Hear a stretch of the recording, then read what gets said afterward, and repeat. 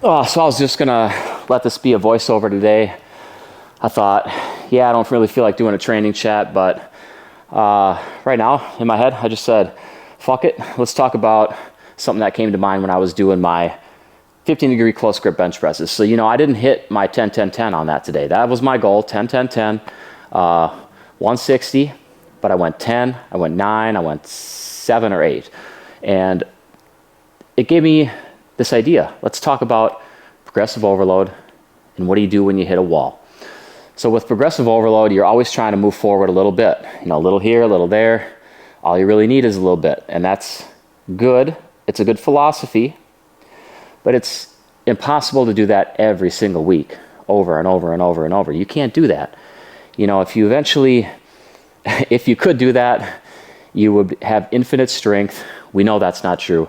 And the amount of weight you'd be lifting would be insane. Like you'd be lifting buses, houses, stuff like that. Infinite strength just isn't a thing. And I don't even think I'd want it to be, because can you imagine the amount of resources you'd have to fulfill your poundage needs? I mean, you wouldn't be able to do it. Weight would be costing you millions of dollars. So I'm glad that we don't have infinite strength. But that just means we run into a wall eventually. When you keep trying to push, you're going to run into a wall. It's part of training. So what do you do? How often does that happen? For me, I'm going to talk about one method that my programming uses to push through linear progression plateaus. Now, I find that this happens with people around like the 8 to 12-ish week mark. I found that through years of training people, doing programming for people, just specifically laying out their numbers for them on a weekly basis. And so I can just see, like I have that anecdotal evidence, thousands of weeks of clients worth of anecdotal evidence. And I just find that like around that 8 to 12 week mark, if you're linearly progressing somebody without switching up rep ranges, they're going to hit that wall around that mark. There's just something about it. So when I put together GST Size, that's the program that I'm on right now, I've been doing straight sets of 3x10 for my supplement lifts, or my accessory lifts, as a lot of people also call them. And that's not going to last forever. I'm in phase 1 of the program right now. So I'm in what's called a set rep lock. I like to call it that. It's just keeping the same rep count goal for each set. And this applies to the accessory lifts or the supplement lifts. This lasts 8 to 12 weeks in this program. So that's phase 1. Now, you can tell, I'm in week 9. I'm starting to run up on challenging weights. And that's planned, like that's expected. I know it's coming, especially when I do try to overload every single week. And that's why I keep the journal. That's another topic. So I'm about to enter phase 2. Phase 2 starts to incorporate rotating rep ranges, and that's the principle that I want to talk about today. That's how I push through plateaus, linear progression plateaus, sticking to the exact same rep range. So I start to implement multiple rep ranges for my supplement lifts. GST Size implements a low rep scheme, which is around 5 reps per set, a medium rep scheme, which is around 10 reps per set, and then a high rep scheme, which is 20 reps per set, sometimes 15 to 20. I like to shoot for 20. I think it has added benefits over 15. I think the benefits that you get from 15, you get more of those benefits from 20, and you don't really have to change your weights up all that much. So I like it. More volume, more of those high rep benefits. So how do you run this? Now, the basic way that you can run rotating rep schemes, and I'm just going to talk GST here because that's the program that I'm on, is the basic version of GST. The first version runs them in a 1-to-1-to-1 rotation. So just low, medium, high, low, medium, high. So that's that 1-to-1-to-1.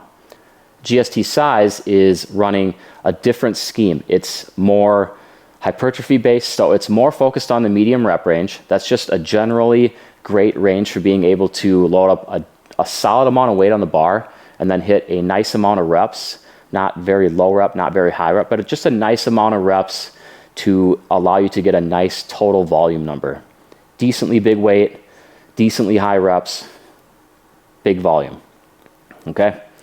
Now, this rotates in a different setup. It is low, medium, medium, low, medium, medium, high. So what you're going to see is you're going to see medium at most, the most frequently, then low reps comes in a second, high rep comes in a third. And that's just the way I have this program set up, because I like to build up that near maximal strength with the low rep. That's going to carry over to better performance in the medium rep, which is what we're focused on the most. And then you're also going to get a taste of that high rep, which is just great for de-stressing the joints a little bit. You still use weight that's tough, and you still get the benefits like improving your pain tolerance, because you get a lot of burn with that rep range. Improving your mind-muscle connection, again, because you get a lot of burn. It illustrates where you should think about on your body when you're doing that exercise, because you can literally feel it. So those are just some of the benefits of the high rep range, but that's honestly a different topic. My point here is that when you are linearly progressing yourself and using just one rep range, you're eventually going to come to a plateau.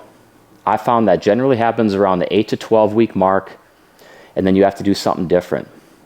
You can keep pushing up against that plateau. That usually doesn't work the best, and it's not that fun. It gets kind of boring at that point. It can even get defeating if you just can't overcome that plateau.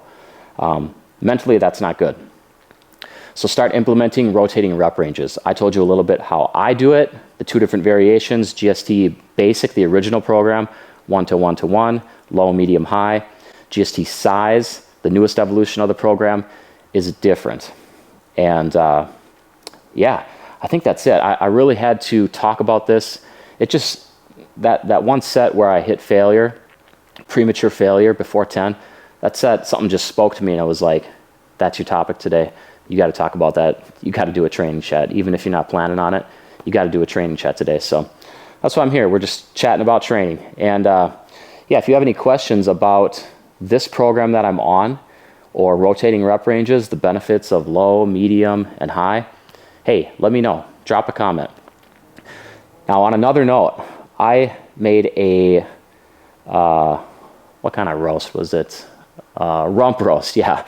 I made a rump roast this morning in the smoker, and that thing has been resting. I am ready to go and get that. I'm just going to get straight red meat protein in about 5 minutes. Just finished up the workout. It was a solid day. My muscles are ready to feed. So I'm going to let you go. You have a good one. I'll talk to you later.